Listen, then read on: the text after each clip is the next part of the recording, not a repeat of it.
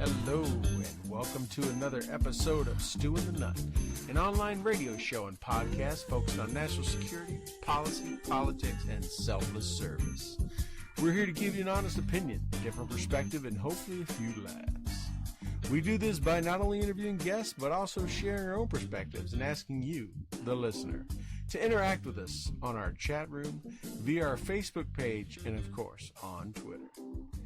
Keep it funky.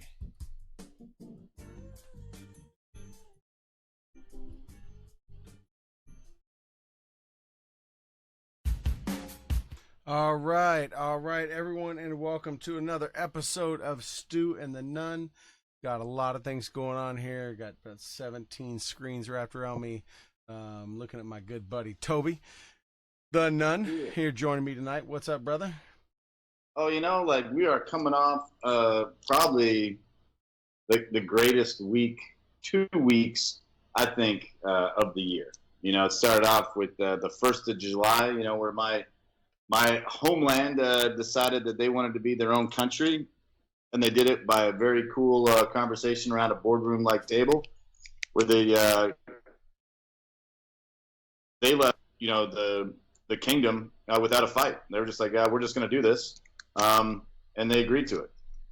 Followed 4 days later by the country that paved the way for that to happen, and celebrating the freedom, that signing of a little piece of paper by some brave men in 1770. What? And 6. And then, the party just keeps going in July. It's like you were just at, Jam in the Valley. I saw you getting your country on.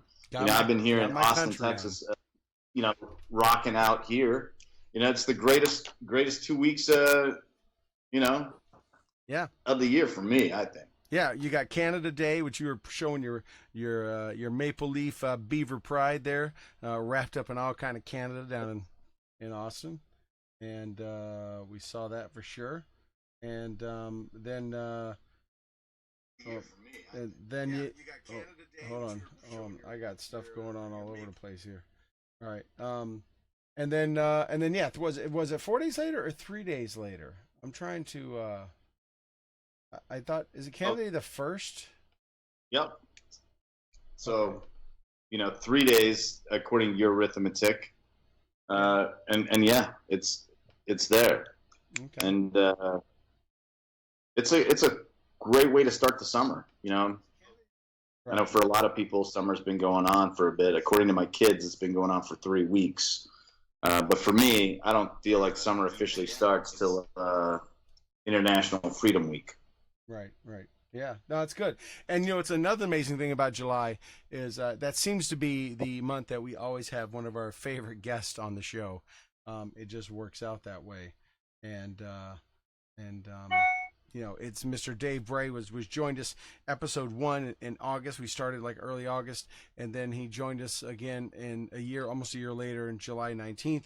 2016, and just by happenstance, it wasn't like Dave put it in his calendar or we did. It was just like, dude, we ain't had you on a while. Let's get back on the show and talk about stuff. And just so happened while I was writing a blog post today, I noticed, wow, that was like a year ago and 2 years ago. So, kind of appropriate. Dave, America, patriotic, July 4th, Canada Day. It's a good patriotic month. It's like Dave's month. So we're excited to have him coming on the show tonight here in a little bit. That's for sure. Well, he's got, Bray Day going, right? You might as well make it a month, and out of all our friends, he's the most rockinest. He's been putting up some great videos, some great challenges, to the general public out there, bringing up some awareness. He has a wonderful platform, and he's been utilizing it very well.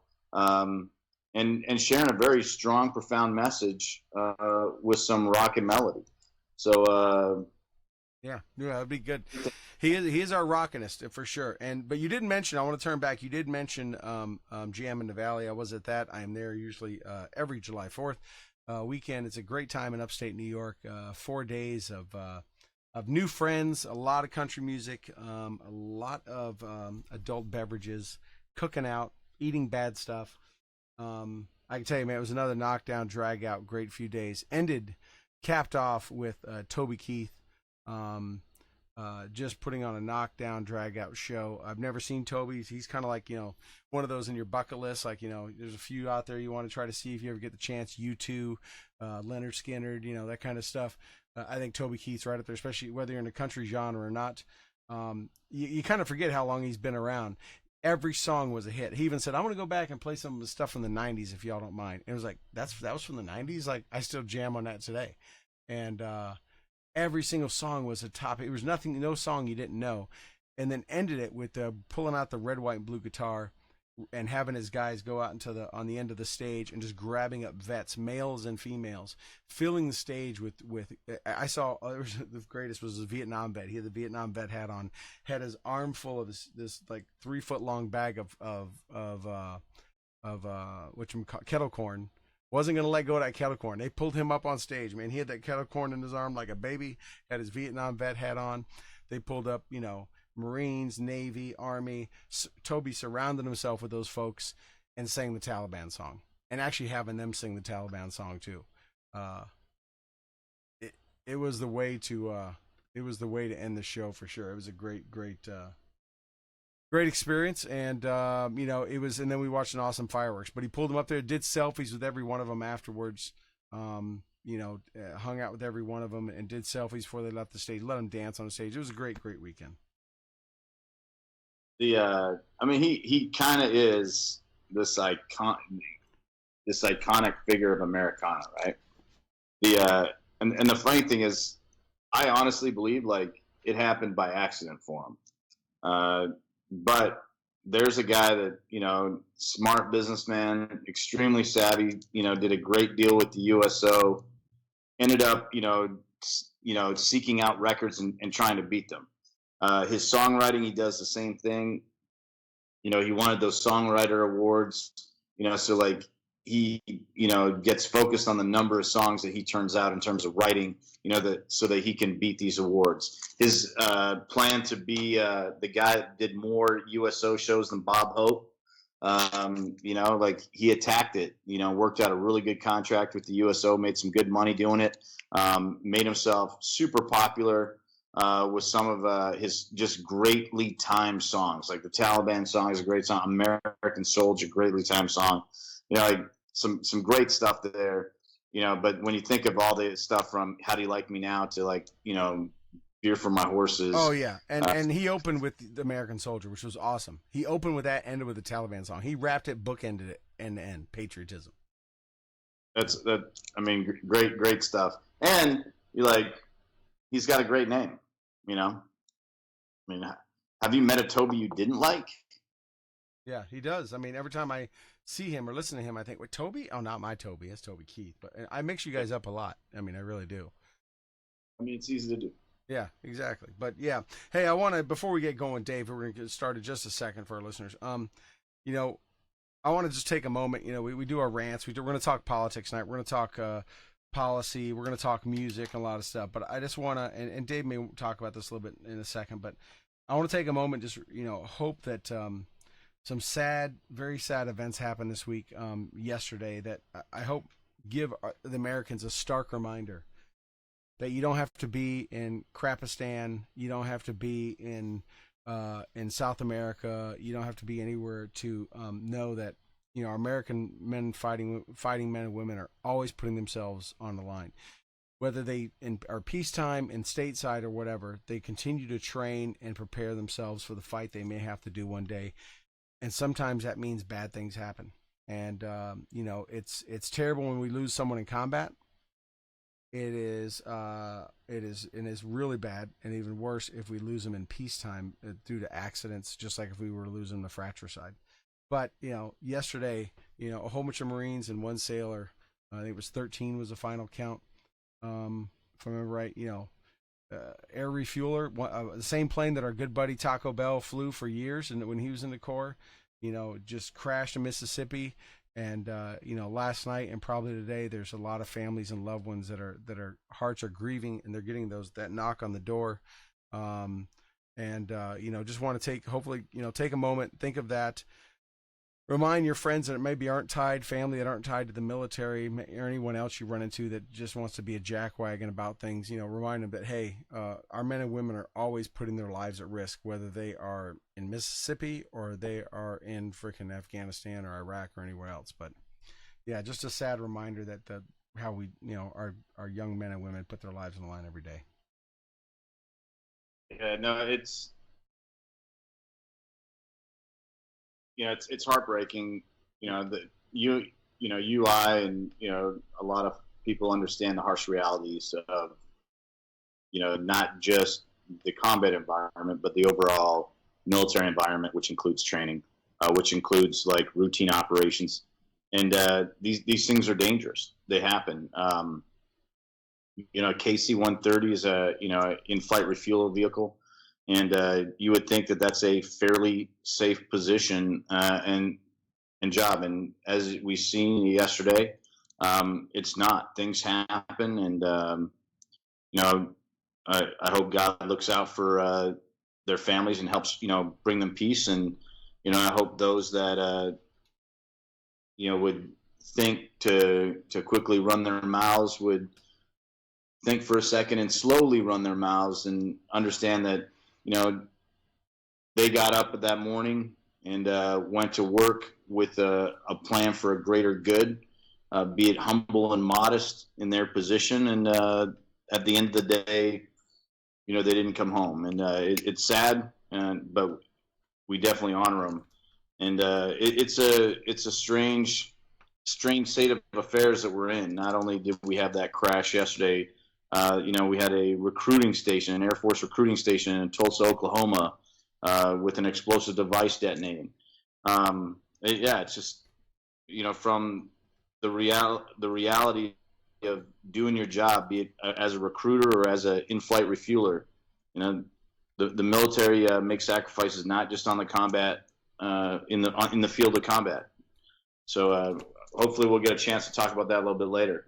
But I'm really excited about Dave. So yeah, let's get this going. So yeah, we want to welcome back to the show our first guest. He's a repeated guest. He's a good friend of both of ours. The patriotic rocker and a hell of an American and patriot himself, Mr. Dave Bray. Dave, welcome to the show, buddy. What's happening, fellas? It's the repeat offender, Dave Bray, USA in the house. Good to be with you. Habitual guest.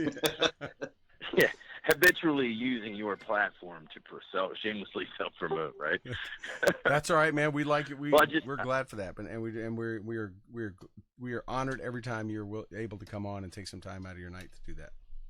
Absolutely, man. We're just, we're gearing up. We're doing some more stuff down south. Actually, going to be heading down to South Carolina this week. So, looking forward to that. And I do both.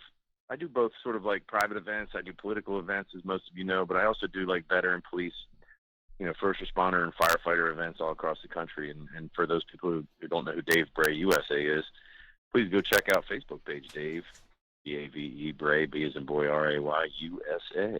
Yeah, we got you up on the Facebook Live. We have your website, your Facebook, your Twitter, and your Instagram. I mean, they're going to find you every way to Sunday, man. They are. There's no way not to. I better be seeing McDonald's numbers, or this might be the last year I come back on. You know what I mean? Oh man, you may see YouTube numbers. I mean, I'm just saying you may get. But speaking of that, real quick, we have a lot of stuff to cover. But I want to cover just recently. Cool. You went viral. A video of yours went up on Facebook. I've tagged by a former soldier that I used to work with, one of my senior NCOs, tagged me. I don't know if he knew that we know each other, and he tagged me. My mother-in-law ended up tagging me. It just started. It went viral, and I'm wondering if you have any numbers on that or stats or how that happened, because it just like every time I went to Facebook, it was like the Dave Bray, America the Beautiful. I think it was. Just the video was just coming up over and over, and people were commenting on it and all that stuff. How did that happen? Well, I don't know. Was it Amazing Grace? I released that around Memorial Day. Is that about the time? No, it was like 2 weeks ago. It was right around the. That would have been the Star Spangled Banner. Yeah, straight up acapella, I would imagine. Yeah, it was your acapella. Yep. Yeah, man, I went down to the NRA annual meeting. They have one every year, and I'm not great friends with Chris Cox, but told him I'd love to come down and try to be a part of the event. I'm an NRA guy. I support, and I'm obviously a Second Amendment 2A guy as well, and gun. I'm a gun-loving patriot, and without the guns, we don't get to keep the rest of the freedoms we have. So, I obliged, and got to go down there and see Lee Bryce play and open up for Hank Jr. and Gretchen Wilson. It was pretty cool to do the anthem for that show. So I had them send me a video, and I opened up the video. I was just like, holy cow, this is actually pretty good. I ain't so bad. So I figured I'd pop it up for the 4th and just rock it out, man. It's just another aspect. A lot of people know me for being this sort of in a band rock guy, yelling and screaming, and there is more to it. I actually started out in church choirs and things like that. So not that I have any vocal training or anything, but there's more to the Dave Bray rock and roll side of things than that. So I enjoy doing the national anthem a cappella just as much as I do, with the band and stuff. Well, coming from two bald guys here, as I look at mine and Toby's video, I got to say, for me personally, I can't speak for Toby, the hair is what brings me back, man. I'm little. Your voice is great. Your guitar playing is great. Man, that hair is just. I'm a little jealous. Just saying. I don't know about Toby. It ain't real. It's Lee press on hair. You can buy it at Walmart if you really want. Dude, that would be best if you shaved your head one time at a concert and then found a wig that looked just like your hair and just like rip it off. That would. I got you. I'm still trying to get. I don't know if you guys know a guy named Jackal. You ever hear of Steven Jackal? Oh, I think that guy wanted to friend me. I think he wanted to friend me on Facebook. He's a double amp. He's the man, dude. He's a good friend of mine. I'm still trying to talk him into like shaving his beard live online and just raising all kinds of money, but he doesn't want to hear anything about it. But there's always that Dave Bray shave your head for enough money for the right cause.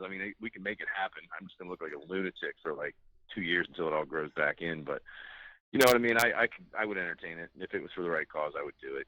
And I'm just crazy like that, just like everybody else. But I enjoy the thing that I enjoy most, and you were talking a little bit about, virality and social and that kind of thing. One of the things that I do truly enjoy the most is to see what type of algorithms and firewalls different social media platforms are going to put against anything that goes out there. So you got to try to figure out, it's a chess game. Every couple months, Facebook rehashes everything, and you got to find out where the little holes are and where the little things are that you can change and do, what words you can use, what words you can't use to get things to go out there and not be blocked. Everybody's playing the game out there in the business world, and it never fails. Like, a new social media platform will come out, and Facebook just destroys it. What was the one where you could go live a while back? It was it wasn't Pinterest. No, it was Periscope, which is Twitter, which is still out there. Right, which is still out there, but it came out first. But when Facebook came out with Live. It's a tumbleweed rolling through the desert, right? It's still out there. It's like, as soon as anybody comes up with anything, man, Facebook's just on it like a bird of prey. And I think they totally own Instagram now. So, the whole game is algorithms in social, and it's cool. I enjoy social media. It's and like you said, I try to use my powers for good. So. Well, Dave, you're absolutely right. And, here in Austin, Texas, where I'm at, I play hockey with a bunch of guys that work for Facebook. And, I see the stress that they go through trying to keep up with the demand that really their company created in competition against itself. And it really is. You could spend all day and try and work on the algorithms and try different things. And, the 10% of people that spend all day doing it, they get lucky. They make it big for, like a month, and then, Facebook are like, ha, not you. And, right. Squash them like a little bug. Right. But one of the things that you've been... None. True. Okay, before we go any further, number one, there's no basement in the Alamo, right? Right. There's also no hockey in Texas. I just doesn't make sense. Man, I'm sorry. Troy, you're from like upstate New York, dude, right? Yeah. There's no hockey in Texas. The American Hockey League Calder Cup champions, the Texas Stars, would disagree with you, but that's okay. Well, we're a Penguin country. I don't know. We don't know what Texas and the Stanley Cup champions, like the Dallas Stars, would also argue with you. But anyway, they were Stanley Cup champions when they were inside the crease in '99, but that's a whole other story. Aren't you from Canada? How can you live in Texas, man? That's like because I'm from Canada. Because he's from Canada. You jumped ship twice, man. Well, perhaps I'm smart. But one of the things you've been doing on social media that I've really enjoyed, Dave, and like you've figured out that you've been able to combine your musical talent and your marketing with your ability and your platform to, like you said, do something for good.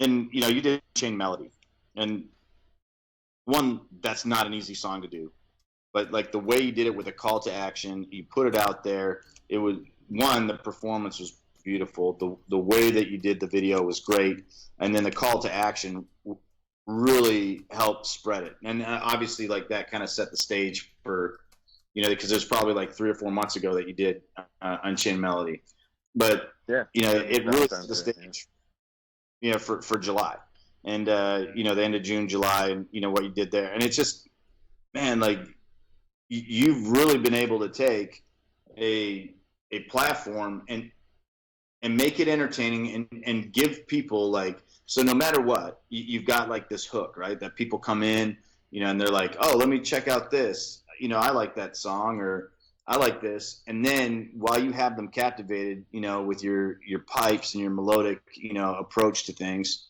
you hit them with some truth and you hit them with some knowledge. And then you give them an opportunity to do something about it. Where a lot of people are like, hey, let me just, like those stupid commercials where they're like, hey, you have a cavity, but I'm not a dentist. I just wanted you to know that you have a cavity.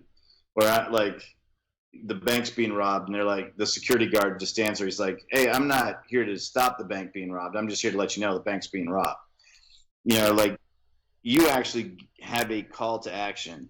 And, like I really love how you've employed your passions together to do something positive. Last year when we had you on the show, you were talking about the day, and I was like, man, like I really hope that works out, because like I love the concept of it. And in the past year, you've demonstrated how you've been able to do that. And even before we came on the air tonight, you were talking about the number of New York police officers that we've lost in the last week. In San Antonio here in Texas, we lost one recently as well. We've had some firefighters, that have perished. And, it's like you've been able to take something, turn it so that attention's brought to it, and then leave people with, one, a message of hope, and two, the opportunity to do something positive about it. And obviously, I think that's what led to the NRA deal. And, like I was excited to see that you went down there and did that. And because of that, I want to hear how, one, your audience reacts to you now in public, and, what future plans we can look forward to you doing with, because you've really done this neat, non-whiny, because there's so many social justice warriors out there, right? But you're not that, but you've been able to take a social issue and make it a call to action, to which, you're inspiring people versus like insulting them, if that makes sense. Well, first off, wow, thank you. That's a huge compliment. And I think social media is oftentimes abused by a lot of people. And listen, everybody wants to be heard. Everybody wants their voice to be heard. Like, just for example, another thing we were talking about today was how, if we are allied in countries in through Europe, and we are continuously going to be allies with those countries, what happens when the power and these people that have brought in liberal socialist agendas into these countries and these governments, what is going to happen to those countries? And this is just kind of off subject, I know, but these are the kinds of things that people, honestly, sometimes they don't think about their reactions. They don't think that their reactions are going to be demonstrative or hurt somebody's feelings. And this is why we have people killing themselves, because you got, social media bullying. And social media is still such a baby, in my opinion. It's one of those things that it gives anybody in the world a platform. You can go from a zero to overnight success by saying that, by putting the right combination of words together along with the right image. And it's one of those things that I've kind of sat back and just sort of watched for a long time. And I've seen, like, there's two culminations. There's people that are born on and sort of grow on social media, and then there are people that are out there sort of pushing their agenda and using social media to sort of harvest people and bring them into the fold and say, hey, make sure you follow me after I leave this location personally. Basically, the people on television. You have the television personalities that are, whether they're conservative or liberal or political or rock stars, or the Kardashians, which is their own empire, or they're going to end up taking over the world. But you know, the point is, I think social media is such a baby, and when we look at it for what it truly is, it has the potential, honestly, to truly control a lot more than what we even can imagine at this point. It used to be that we used to hire and elect people to put in office so that they could represent us in D.C. as Americans. This gets back to sort of how, you know, our governmental system works. We used to have to hire somebody because in order for all the people in a certain town or region or district or state to be heard in one specific location, in order for them to be heard, they had to send a representative, because that representative had to get on, you know, horse and buggy and travel through the night by horse and carriage and risk life and limb just to get to D.C. to be representing their jurisdiction. Nowadays, everyone is personally represented through social media. There's no such thing as a non-public person. I'm dealing with a little bit of this from the legal's perspective. Because they consider me a public person, people can go out and say whatever they wish about me, whether it's true or false. They can take any lie that they want to put up and say, this is it, and I'm going to publish it in a newspaper, and it doesn't matter what you say, because you're a public figure, I can say that. And my argument is, you show me a non-public figure. You show me a business, any business that is not public in this point in time, or any person who is not public in this point in time. You show me a non-public figure, and I'll bow down to the fact that I'm a public figure. In my opinion, we are all now on the same playing field. But that goes for everyone from little Janie, who's 15 years old and just got her first iPhone, all the way up to Kim Kardashian, who's the queen of social media. I mean, anybody in between there. I mean, if you have a social platform, you're now officially a public person. That's a dangerous thing. That can work in two different ways. You know, Dave, let me ask you real quick. I just want to jump in real quick. What you mentioned, that because you're considered I just want some education myself. You mentioned because you're considered a public figure, people can say stuff. Is that different from someone that is not considered a public figure? Can anyone say anything about them, or do they have more protections? Is that what you're saying? Well, that's it. Because I have a public page that is my name, somebody can say, hey, this guy is this, and this. It used to be that a public figure was a doctor, a judge, somebody in a town. When they were building these laws to protect people, it used to be that public figures were representatives of the jurisdiction. They were people in politics. They were your politicians. They were your local representatives. They were people who ran schools, large businesses. They were people who were public. They would speak in public. They would be out in public. But now everyone is a public figure. There are no private figures anymore. Unless you're not on social, no such thing as a private figure. As soon as you're on social, you're a public figure. You've made yourself public to the entire world. And that was my point. But anyway, that is still a little off topic. But my point is this: if I can take the time to see a subject that I can obviously see tension within, or see a place that I can direct some positive influence, whether it's just to entice thought towards it or prayers towards it. I'm a prayer warrior. I truly believe in the power of prayer. But just if everybody would have a little bit more moral standard for what they decide to go out and say on a daily basis. There are people building social media platforms on the fact that they're crying and whining about anything. They find a platform, they stick to it. And then you have the smart people that are playing both sides. They got two businesses. One supports the liberals, one supports the Democrats, and then they feed news to each other. Then you have it's a battlefield. And if you truly get down to the logistics of it all, it's a mess. But at the end of the day, my theory is this: if I can, I clear everything through my wife. I'm like, does this make sense if I say this? And she'll be like, you're kind of stepping on these people's toes, or that could be deemed as this. And I always try to stay away. She's my sounding board. I always try to stay away from anything that could be looked at as a negative towards any particular group or person, because it's been done to me. I've been thrown under the bus, backed over, and then run over again, and then backed over, and then somebody put some shampoo down on me so they could do a burnout on my soul. So I know what it feels like to be in the limelight and be destroyed publicly, or have somebody attempt to destroy me publicly. But I never took the same sword that was being driven through my soul out and drove it back through in the opposite direction. That didn't make sense. To me, if I can set a precedent that says, okay, yeah, you got me, you beat me down, you decided to use me as a doormat, that's fine. I'm going to show you in a different way how to reciprocate love, and in the same time, I'm going to use that love to hopefully show you that there's more to this than me and you. It's not just about us or our beliefs. It's about moving forward and living the rest of our lives. And that's what I wanted to do with the last year. And we've grown from maybe 7,000 or 8,000 likes and stuff on Facebook pages, been our major thing, to like almost 30,000 a year. And it's all natural. We're not paying anybody for likes. We're asking people to be a part of what we are, the Dave Bray USA project. Brave Day USA is the clothing line, and it seems to be working, man. If you share hate, you end up getting garbage in return. If you share love, the love comes back to you, man. And it's there's something to be said about it.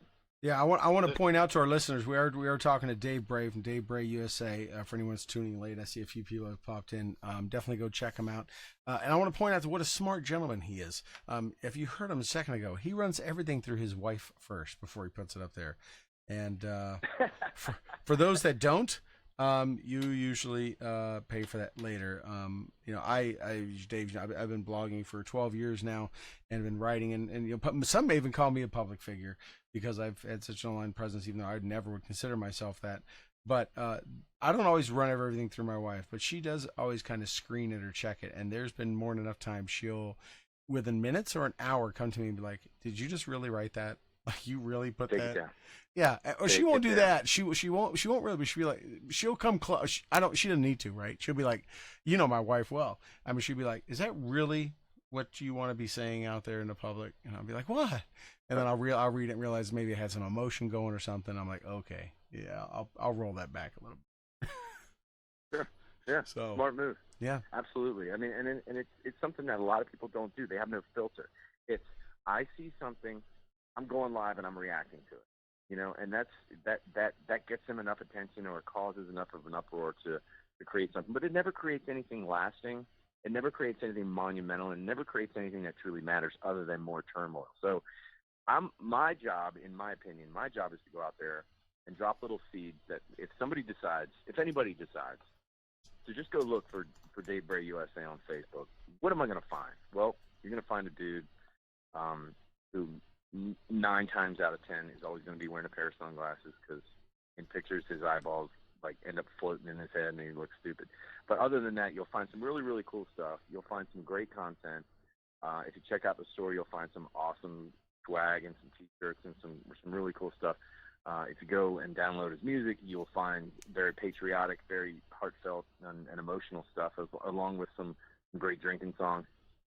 I just released a tune, didn't release it, just another one of those videos. I did 3 yesterday. One was Into the Fire, which pays tribute to our firefighters, and is based around the story of Stephen Siller, who was a 9/11 hero who was off duty that day, but still grabbed 60 pounds of gear and charged into the tunnel to get to the trade center, and perished that day after he saved many lives. And then there's another one I did called Fierce, which is one of the ones, it's a worship song that we do in church. And you're going to find a widespread, a nice gamma ray, a wide variety of things on my page. And moreover, I just think in general, each and every person out there can relate to something, whether it's, PTSD, which is the song I did called Pay No Mind, which just dives right into being in a relationship with somebody who suffers and not really knowing what to do, but being stuck in a way, and not really being able to feeling helpless, and dealing with that person, and wondering if today is the day. Are they gonna do something crazy, or is suicide on his mind or her mind? And these are all very difficult subjects, you know. Or you'll find a song about fallen police officers or fallen firefighters, and they're the things that I think about because they're the realities of people who are living everyday lives, wondering if this is the day their police officer, husband or wife is not going to come home, or wondering if their son or daughter is in a war zone, you know, being dragged off the battlefield, or wondering if, you know, their husband or wife is charging into a fire and if they're going to make it back. And those are harsh realities, but those are the people that make America, America. The people that are willing to put their lives on the line every single day. You know, it's not a tour duty overseas. It's not 6 months in a sandbox. It's a 30-year career wearing a badge and a uniform and a gun, walking in through a city that you got to figure 20 to 30% of them want you dead. That's a pretty crazy thought, you know? So I try to write for the people that live the real lives. You know what I mean? The people that are putting it all on the line every day. And that's the kind of stuff that I guess gets my juices flowing creatively. So I want to keep writing in that direction. Well, we're gonna have we're gonna play some of your music near the end of the show, but yeah, I just wanted to kind of caveat on something that you mentioned earlier, and Stu talked right before Stu talked about how you run things by your wife. You were talking about your social media growth, and the final comment to end that thread that I have is that you were on a large platform before you started that most would say, would be bigger. But yet, due to the way that situation unfolded, the growth that you've enjoyed now, people probably have no idea of that previous time, and you just proved everything about that previous time in who you are. And that growth that you had from 7,000 to 30,000 after in this past year with just the Bray Day, that validates your character, my man. And I just want to give you a hat tip to that. And I also want to just touch on the fact that Pay No Mind. You really, I watched Manchester by the Sea last night with my wife, and we don't get a ton of time to do a lot of stuff like that. Yesterday, we took an us day, which is probably the first time in 2 years that we've done that. We went fishing. For the record, she outfished me. I promised I would say that because she did. And I'm an avid fisherman. She her first time fishing, and she slayed the speckled trout. And then we watched Manchester by the Sea in the evening. But to sit there, I got all emotional because of some of the emotions that got invoked by that film. And I realized that, there's a lot of films that I watch that evoke emotions. And then I looked over at her and I realized that she deals with that all the time. She deals with the things that bring out my experiences or bring back, she has seen life through a different lens since I've been in it, and due to my experiences and the lens that I look through life. And the fact that you took the time to write a song about being in a relationship with someone that struggles, and that could be, like you just said, from the field of combat to, some of my good friends are law enforcement officers. One of my favorite guys to play hockey with, shout out to Matt Barnes, is a firefighter now. And, I can't imagine running into the fire, day after day, doing the things that those guys do, like being on the streets, the public encounters that they get. But for you to write a song from that perspective as well, just want to say, thank you for including the people in our lives that matter the most. Because we wouldn't get through what we get through if it wasn't for people standing beside us, locking arms with us. As like our last show guest, Chad Robichaux, the founder of Mighty Oaks Foundation, says, if it isn't for, brothers and sisters locking arms and finding hope in Jesus, we wouldn't get through the stuff that we got to get through. And for you to put some lyric and some melody behind that, I got to say, great approach, and what a nice dialogue tool and mechanism that's going to be. And thanks for doing that. Sure, man. Absolutely. And if we're going to dive into Pay No Mind, a lot of people probably didn't catch it, but the opening line basically talks about indifference.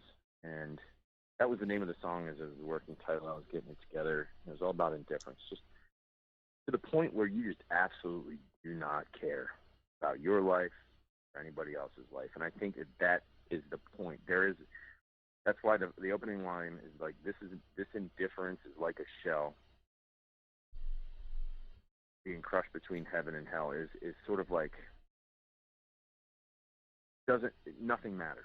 So my life doesn't matter. Nothing, your kids don't matter. And that line was what started it. It was what birthed the idea of, you know what, there's two sides to a shell. There's the inside and there's the outside. And 9 times out of 10, what's inside any shell is one being, one object, an egg. If you think about the yolk, a clam, you think about just that one clam. He lives in there by himself. And anything that kind of has that hard outer layer, and then that carries absolutely no care or anything for anybody else, because they can always close that shell up. That was the idea behind indifference, or Pay No Mind is what it was called. So it was just like, it gets to the point where in that song, the opening line is, this indifference is like a shell getting stuck between heaven and hell. Basically, I've lost myself. Could you remind me of who I am? Is then the other person in the relationship says the answer to that. Well, your walls are covered up with blood and lies and sin, and you don't care basically about anything. And knowing that I'm here, you don't even care. All these sort of things that are just genuine emotions. And the whole next part goes into what that other person feels about the person that's inside of the shell. And then the answer is, well, all the pain, all the suffering, it breaks the heart, it haunts the mind, breaks the heart, and tortures the soul, but it won't ever bring you back to me. So it doesn't matter what emotionally we carry until we actually actively take on faith, and in my opinion, and yours, Nunn, Christ, and until we actually really reach out through the darkness and find that faith, there really isn't an answer. There is no answer to PTSD. There's no answer to service-related suicide other than faith, Christ. And if you don't find it, your answer is going to be that darkness eternally, or unfortunately, a lot of these men and women are finding that they're taking their own lives. Yeah, no, it was powerful. I watched that. I watched a video today, and then kind of working on stuff, and listened to it, and then went back and played it again, and just like took a moment and just really listened to the words. And I think it's phenomenal piece. I mean, it's something we have to deal with. And Lord knows it's something for a lot of us around the military have been dealing with for years. Much less it just happening everywhere in life, but there's a high percentage, and I think. That shows something when you're not just tackling the happy, cool songs. You're not tackling the rock out, get everyone hyped up songs. But it also isn't a ballad. I mean, you're kind of bringing that message, like Toby said, through melody and everything, to maybe get someone to pause for a minute and listen. The concept of the shell is great. Inside, it's usually, if you think about it, soft, wet, vulnerable, right? If you think about a turtle, whatever. Outside, it's super hard and crusted up and super tough and resistant to everything. Man, I mean, I can't think of a better analogy. Just someone that's going through that. And so, bravo to you for that, for identifying that. Thank you, brother. Yeah, but yeah. So let's talk about that. Let's talk about some of the other stuff you got going on. Toby kind of alluded to it, man. You've done a lot since you've kind of been out on your own. You've developed Bray USA and the whole thing. You did the stuff at the NRA. Kind of what else do you have on the forefront? I saw you had some tour dates coming up. I mean, are you kind of you're doing it? Is it just you and Becky? You guys just doing it yourselves and just independent, or do you have? Is there anyone assisting you with this, or is it just all self-driven?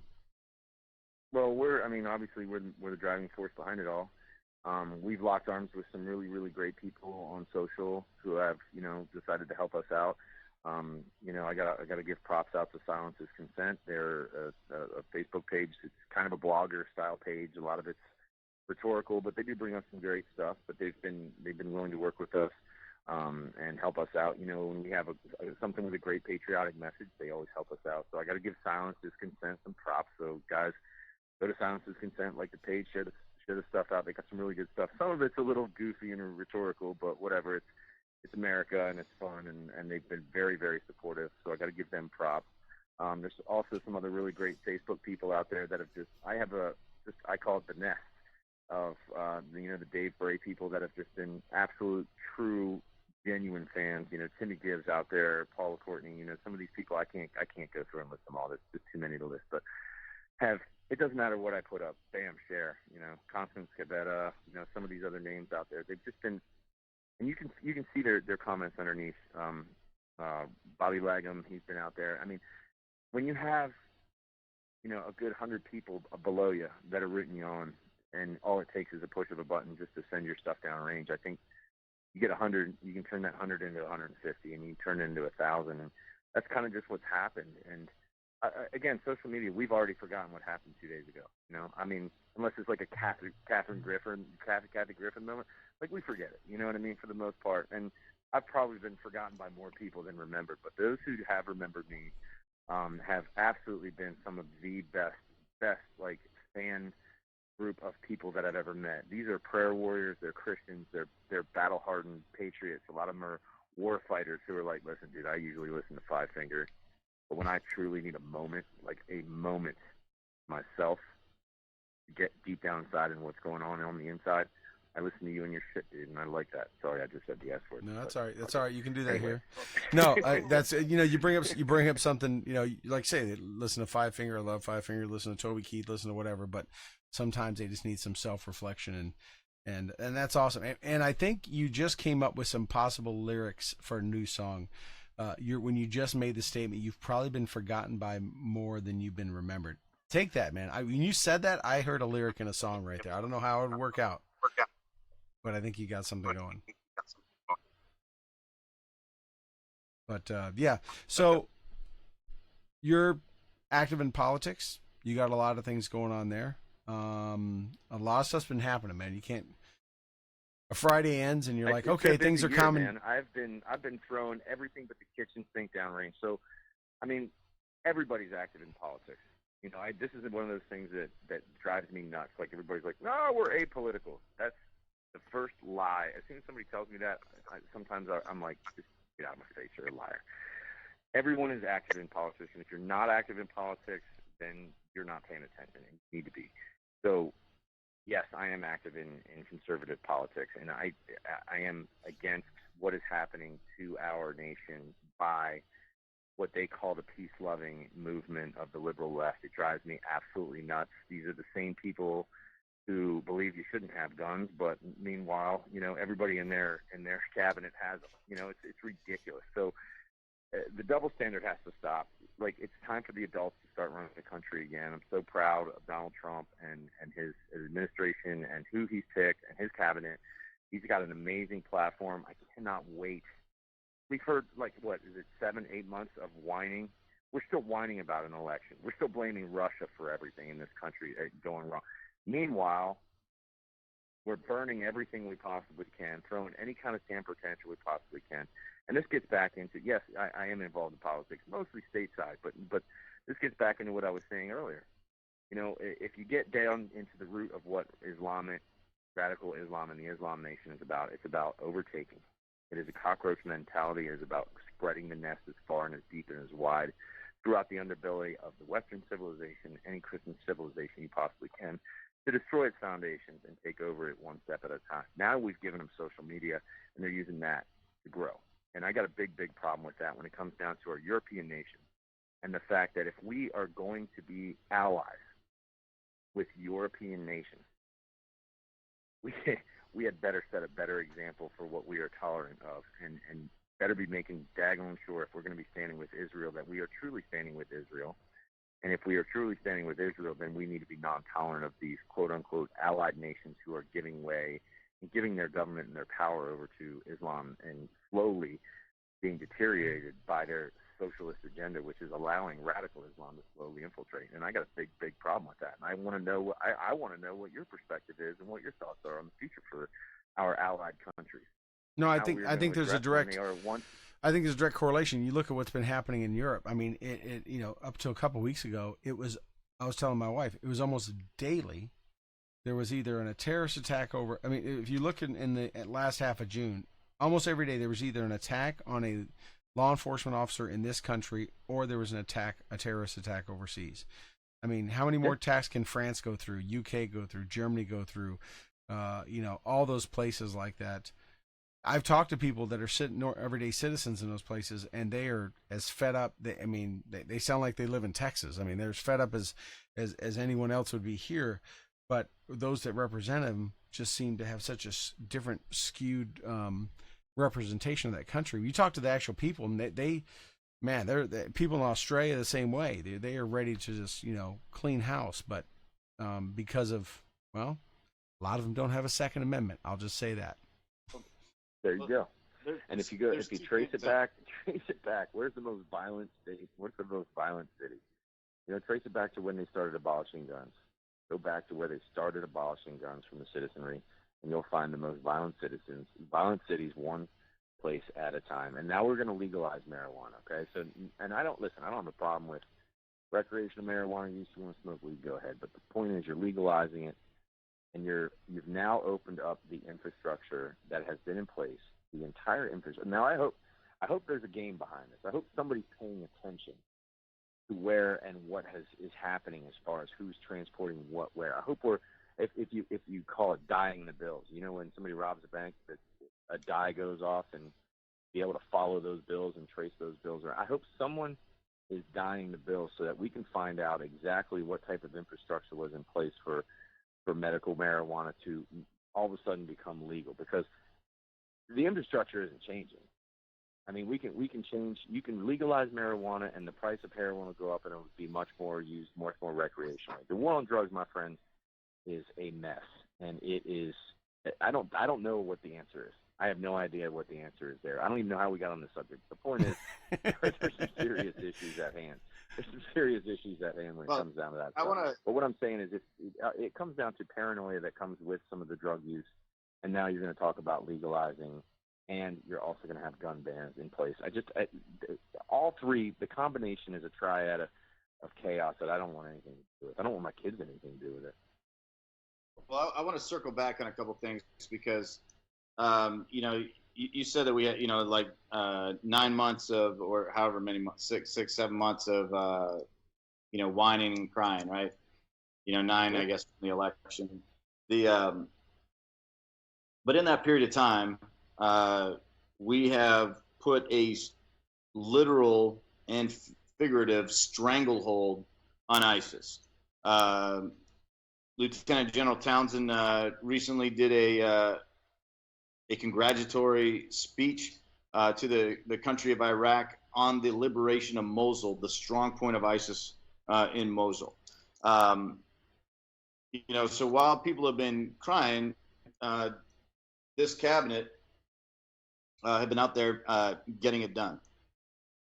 In addition to that global leadership said, hey, in the past, for 2.5 years, ISIS went unchecked. ISIS went, and so that they were able to grow. They were left in a capacity that facilitated their agenda, not our agenda. In a relatively short period of time, that empowerment of the Iraqi people, the supporting of the Kurds from Kurdistan, we have taken a strong, not just position, but we've taken a strong movement to flush, conquer, and kill, and that's no one's talking about that in the news, right? People are talking about tweets, people are talking about meetings, people are talking about what could have been meant or what wasn't meant. There's all this conjecture, but there's some cold hard facts that people aren't reporting. And one of the things is okay, we just whooped some serious ISIS ass. In the last 6 months, we've dropped the mother of all bombs, which is actually not a name that Trump came up with. we've done this, and we've shown on a global scale, especially in NATO, especially in the United Nations, that hey, like, we're not subscribing to the European mentality of like, let's welcome and let them do this stuff. And we've been able to do it with a relatively pro Second Amendment, pro gun approach. So like some big things there that, you can talk positions, you can talk opinions, and you can talk agendas, but the reality is, there's some mission accomplishment going down. The number two, things that people got away with in the past, they're not getting away with now. Bo Bergdahl spent however many years getting over and getting by. And just this past week, the leadership in the military were able to be supported in a position to say, like, you know what, actually what you did was treason and you endangered people's lives. We don't care about a rose garden political statement. You're going to get charged with all that stuff. And he just got some horrible news in the last week about, that he's eligible to maintain the charges against him, and they are maintaining the charges against him. So like big stuff. Like, but people, they don't want to talk about that. They don't want to talk about that. They don't, they don't want to talk about the radicalization. The country of Qatar, who's supposed to be an ally of ours, that we hold a nation in. The Middle East started rising up against them themselves. Saudi Arabia, so other, putting embargoes and bans on Qatar because, like, they're like, we feel like you're enabling too many terrorists, and like our relationship. You talk about, how that's going to affect us. It's not even a trickle down. It's kind of like a flash flood that's like coming down on some of them folks right now, where they realize, like, the power shift, it's strong. Dave, you mentioned. I gotta agree with you. Dave, you mentioned it. You absolutely. Focus a lot on. Absolutely, it's strong because it's nice to have some adults in the leadership. You know right. what I mean? It's nice to have real people who care about the men and women on the ground with the boots on the ground in the leadership. That's the difference. You have somebody who understands what it's like to lead people and the responsibility that comes with that. What was it I watched? Spider-Man. What was Peter Parker's uncle's last words? With great power comes great responsibility. I know that's not his quote, but the point is just that. You got a man who's standing in office, and this is what I based Trump's a lot of Trump. I watched Donald Trump as we all did. Tour this country, get on a plane 5-10 times a day to tour around a nation, and just day in and day out, speech after speech after speech after speech after speech after speech, 3, 4, 5 sometimes a day. It showed me the work ethic that this man was willing to put in to win an election.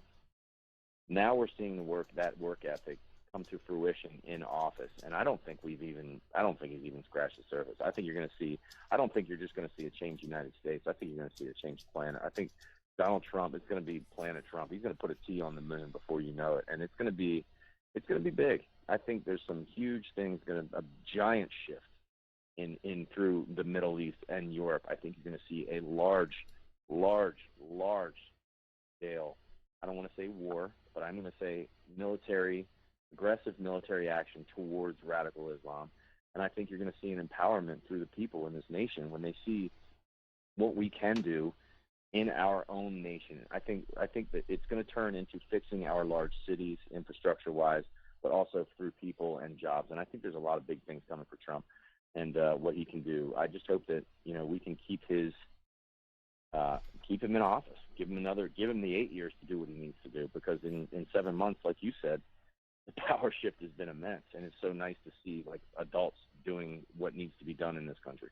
Yeah, one thing, Dave, you mentioned earlier, you really focused on national politics, but you can't. We can't not focus on international anymore, right? Because international affects us. We're too far-reaching. But when saying that, when you think back, they've compared a lot of presidents like to compare themselves to past presidents. Everyone likes to compare themselves to Lincoln, and conservative Republicans like to always compare themselves to Reagan. But man, when you look at Reagan and you look at Trump, I mean, the similarities are striking. You know, Reagan, people blew him off. And it's funny too, right? Because who's coming after Trump is the liberal left and the media and the Hollywoods. Well, Reagan came from that stage, right? He was an actor, Sure. you know, and a lot of people thought he was a joke. Oh, this actor is going to be president. You know, it was almost kind of, you know, what experience does he have? He dealt with Gorbachev. Lord knows he set the tone in Europe and helped to the breaking down of the wall. People thought he was going to be a joke when dealing with folks overseas.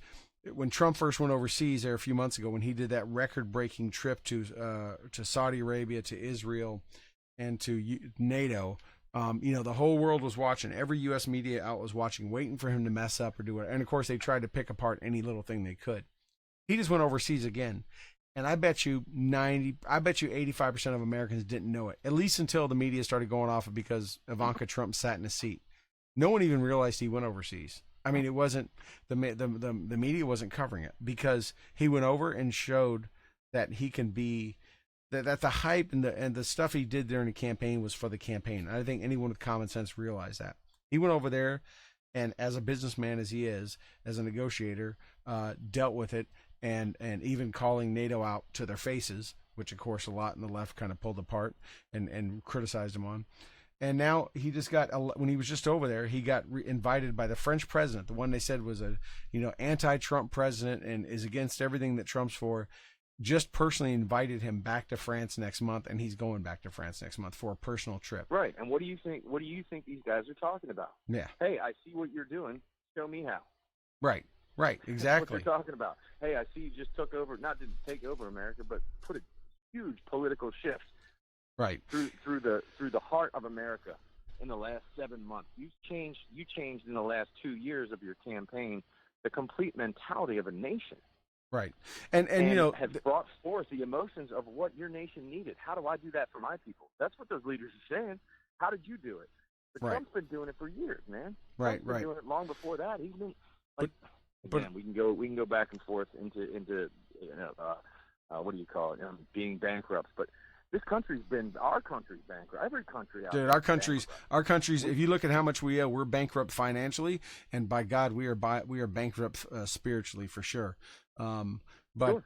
If you look, if I want another comparison with Reagan is.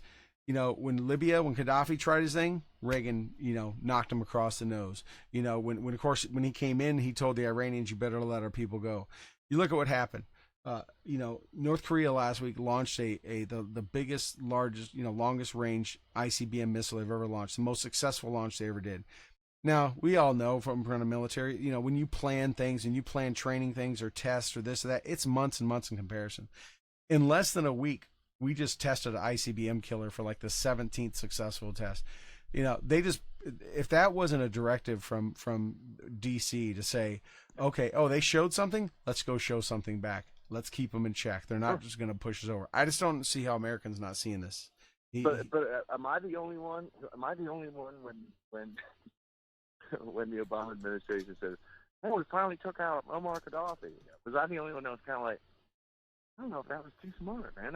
At first, I wanted to be like, yeah, wait. And then I was like, hang on. Why did you take him out? Are you trying to create another incubation point for radical terrorism and that kind of stuff? I mean, that's basically, it just seemed like that was the agenda. Right. I mean, we're backing out of every war zone overseas to give way to, the radical terrorists, and instead of, trying to fix the situation, we're telling them when we're leaving, the whole 9 yards, but start looking at it, it's like, man, I mean, Gaddafi was no good guy, but we knew his ass. We knew what he was going to do. We knew what he was capable of. Right. Yeah, it's you know what I mean? I'm with you. I was the same way. It was that was an illegal war, but I kept waiting for the Nobel Commission to come back and take their peace prize back they gave in the first 6 months, but that never happened. Yeah, exactly. And here he is, puffing his chest up about it. It just didn't, for something, again, there's one that just will never make sense. It just never makes sense. Some of the decisions that were made by that administration, I'll never get. Well, hey man, we're getting we're running low on time, but I want to make sure we give you an opportunity to to talk about what you have coming up, where people can see you at. You know, your websites and all your stuff, social media stuff is up on our page, and we've talked about that. But like, where are you going to be next? What do you have what's your next project about to come out? Anything like that you can share with our listeners?